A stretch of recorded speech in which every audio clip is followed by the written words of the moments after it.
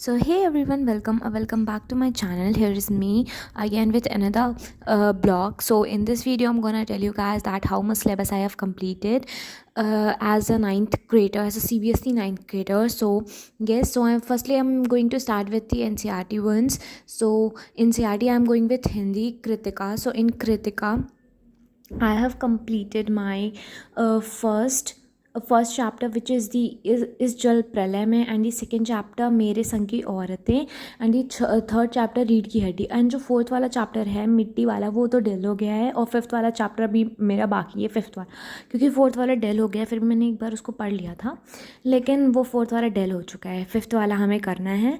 So this is all about Kritika. And after that I am gonna tell you guys one important thing also, जो कि competitions में भी आके जाते हैं, बहुत इंपॉर्टेंट होता है, जो कि हमारे एनसीईआरटी में, बेसिकली एनसीईआरटी की तो हर लाइन ही काफ़ी ज़्यादा इंपॉर्टेंट होती है, लेकिन मैं एक और चीज़ आपको बताने वाली हूँ कि देखिए, आप क्षितिज में जाएंगे, फिर कृतिका में जाएंगे, लास्ट में कृतिका में तो बेसिकली लास्ट में लेखक परिचय दिया रहता है. इसको आप काफ़ी अच्छी तरीके से पढ़ लीजिएगा, क्योंकि ये फर्दर या फिर बोर्ड्स के लिए भी काफ़ी ज़्यादा इंपॉर्टेंट होते हैं. सो प्लीज़ ये, और आपके स्कूल के टीचर्स भी पूछ सकते हैं मे बी, क्योंकि वो इंपॉर्टेंट होते हैं और कॉम्पिटिशन्स के लिए भी आके बहुत ज़्यादा इंपॉर्टेंट होते हैं. So that's all of Kritika. सो रीढ़ की हड्डी भी इसमें काफ़ी ज़्यादा इंपॉर्टेंट चैप्टर है. उसके बाद हम गोना विथ क्षितिज. सो क्षितिज में तो काफ़ी ज़्यादा बड़ा होता है वैसे भी, तो हम गोना टेल यू गाइस क्षितिज.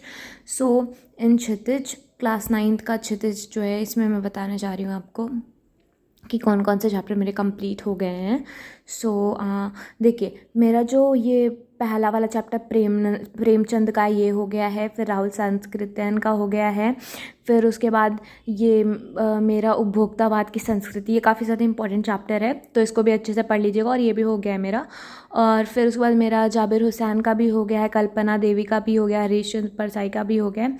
फिर इधर नहीं, फिर उसके बाद मेरा लास्ट वाला चैप्टर इसमें एट्थ वाला बाकी है, हाजिर एक कुत्ता और एक मैना वाला चैप्टर, और शायद ये डेल भी हो चुका है, बट फिर भी मैं एक बार पढ़ लूँगी फिर इसमें.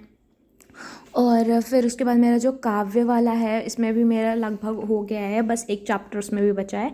और हाँ, इसमें हर चैप्टर में देखिए, जैसे मैं प्रेमचंद वाले चैप्टर का दिखा रही हूँ कि इसमें हर चैप्टर में लेखक परिचय दिया रहता है, जो कि काफ़ी इंपॉर्टेंट होता है, तो इसमें आप ये भी रिवाइज़ कर लीजिएगा, हर चैप्टर में जो लेखक परिचय दिया रहता है, प्लस वर्ड मीनिंग्स भी वर्ड मीनिंग्स तो हार्डली पूछता नहीं है, लेकिन एक दो बार देख लीजिएगा वो भी.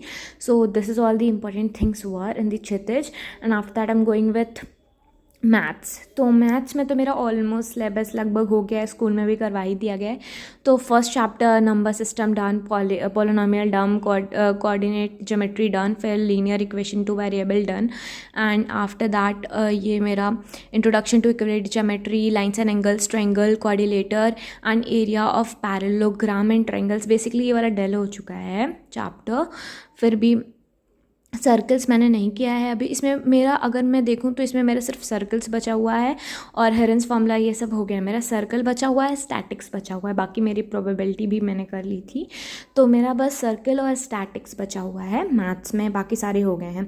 सो now I am gonna show you guys, अभी इकोनॉमिक्स नहीं, मैं पहले साइंस दिखाऊंगी आप लोग को. तो I am gonna tell you guys about science. तो मेरा जो साइंस का सिलेबस है, साइंस में अगर मैं बात करूँ तो फिर मेरा फिज़िक्स थोड़ा पीछे, और बाकी केमिस्ट्री और बायोलॉजी मेरा ऑलमोस्ट कंप्लीट हो चुका है, स्कूल में भी मेरे करा ही दिया गया है.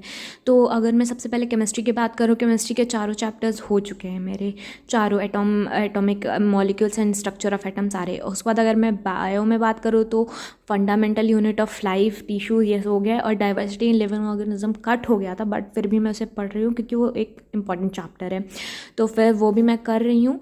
और बाकी मेरा इसमें हो गया है बायोलॉजी में, बट जो फिज़िक्स का है, फिज़िक्स में मेरा अभी ग्रेविटेशन भी बाकी है, वर्क एंड एनर्जी भी बाकी है, और साउंड भी बाकी. ग्रेविटेशन मेरा ऑलमोस्ट फिनिश होने वाला है, मैं उसे कर रही हूँ, और बाकी मेरा फिजिक्स में work and energy and sound. बाकी साउंड तो थोड़ी छोटी चैप्टर है, लेकिन वर्क एंड एनर्जी थोड़ा बड़ा है, जिस पर मुझे फोकस आउट करना पड़ेगा. तो ये मेरा था साइंस का syllabus. Now I am gonna tell you guys about my SST progress. तो SST में सबसे पहले मैं आपको बताऊंगी इकोनॉमिक्स में से. So let's open economics. Economics में मेरा ऑलमोस्ट कंप्लीट हो चुका है सारे चैप्टर, बस लास्ट वाला चैप्टर मेरा थोड़ा बाकी है. कि मेरे फूड सिक्योरिटी इन इंडिया मेरा थोड़ा बाकी है, बाकी सब कंप्लीट हो गया है, उसमें भी बस लास्ट के 1 या 2 टॉपिक्स आई गेस मेरा बाकी होगा, बाकी सब हो चुका है. So this is what so now I'm going with politics. So let me tell you guys how much syllabus I completed in politics. Politics में भी मेरे सारे चैप्टर्स मेनली हो गए. वो first chapter, second chapter, third and fourth हो गया, and fifth वाला मैं कर रही हूँ. मेरे स्कूल में भी फिफ्थ वाला कराया जा रहा है और वो मेरा जल्दी वो भी कंप्लीट हो जाएगा, आई थिंक 1 or 2 days इसमें. So I am done with politics. Basically SST का सिलेबस अगर मैं बात करूँ, SST मेरा ऑल डन है, पहले से स्कूल में भी है और मेरे से भी है. बट हाँ, थोड़ा सा ये ज्योग्राफी में है, ड्रेनेज क्लाइमेट तक की किया है. बाकी ये दोनों चैप्टर्स मेरे बचे हैं, नेचुरल वेजिटेशन एंड ये population. And after that history की बात करूँ तो हिस्ट्री का भी सिलेबस कंप्लीट हो चुका है मेरे स्कूल में भी. स्कूल में आगे के तीनों chapter, French revolution, socialism in Europe and Nazism and rise of Hitler, तो हाफ ईयरली में ही आया था. और अभी ये दोनों चैप्टर भी हमें पढ़ा दिए गए हैं लास्ट के, फॉरेस्ट सोसाइटी एंड कॉलोनिज्म, उसके बाद वाला चैप्टर भी पेस्टरलिस्ट वाला.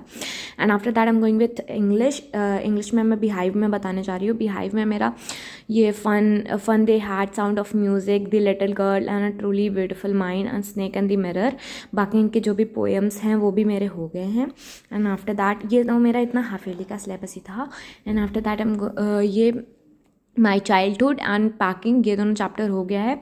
And reach for the top, इतने चैप्टर्स हो गए हैं मेरे. और इसके बाद अभी करना है ये 3 चैप्टर्स अभी बाकी हैं, जो कि बेसिकली एनुअल के, या फिर मैं खुद भी ट्राई करने की कोशिश करूँगी कि पहले हो जाए.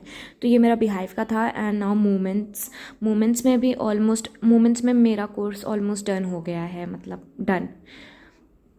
सो मूमेंट्स में मेरा सिर्फ लास्ट वाला जो बेगर वाला चैप्टर है वही थोड़ा बाकी है. बाकी lost child, adventure of Toto, एस्फेर and the storyteller, the kingdom of fools, happy princess, weathering the storm in नेरमा एंड दी लास्ट लीफ. ये और बाकी जो 2 चैप्टर मैंने नहीं दिखाए क्योंकि मैंने थोड़े दिन पहले शूट किया था, और वो दोनों चैप्टर अभी मैंने कुछ दिन पहले ही उसे कंप्लीट किया है, 1 दिन पहले आई थिंक.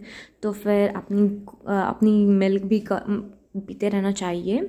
सो नाम गोना टेल यू गाइस, जो हमारी साइड बुक्स, जैसे कंप्यूटर में NCERT तो होते ही नहीं है, तो उसमें स्कूल के हिसाब से अपना साइड बुक, तो मेरे स्कूल ने हॉली फेथ की ली है कंप्यूटर की बुक, जिसमें बेसिकली ये पार्ट वाइज है, तो पार्ट वाइज हम पढ़ते भी हैं. तो इसमें सबसे पहला यूनिट है बेसिस ऑफ इंट्रोडक्शन टेक्नोलॉजी, ये हो गया है हमारा. उसके बाद ये इतना चैप्टर था जो कि मेरा आई थिंक हाफ ईयरली में ही आया था. एंड आफ्टर दैट सेकेंड वाला यूनिट बचा है, थर्ड वाला एक्सेल वाला हो गया है. एंड आफ्टर दैट फोर्थ वाला स्क्रैच ऑफ पाइथन, ये मेरा बाकी हो गया है. मेरा second cyber security and scratch and Python वाला बचा है, बाकी हो गया है. ऑफिस टूल भी हो गया. And after that I am going to tell you guys Hindi grammar, जो कि क्लास 9th और 10th दोनों के कोर्स एक ही बुक में है.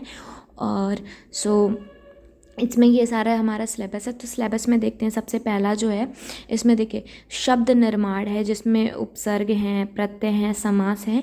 ये तीनों चैप्टर्स हैं जो कि हो गया है. अर्थ की दृष्टि से वाक्य के भेद हो गए हैं. एंड आफ्टर दैट अलंकार हो गया है. उसके बाद ये तो क्लास 10th का सिलेबस है. उसके बाद हम आते हैं राइटिंग सेक्शन में. राइटिंग सेक्शन में पत्र लेखन है और बाकी कहानी लेखन है और निबंध है, ये सब सारी चीज़ें हैं जो कि ये भी हो गई. और उसके बाद हमारी इंग्लिश की बुक जो ग्रामर है, ये भी हॉली फेथ की है.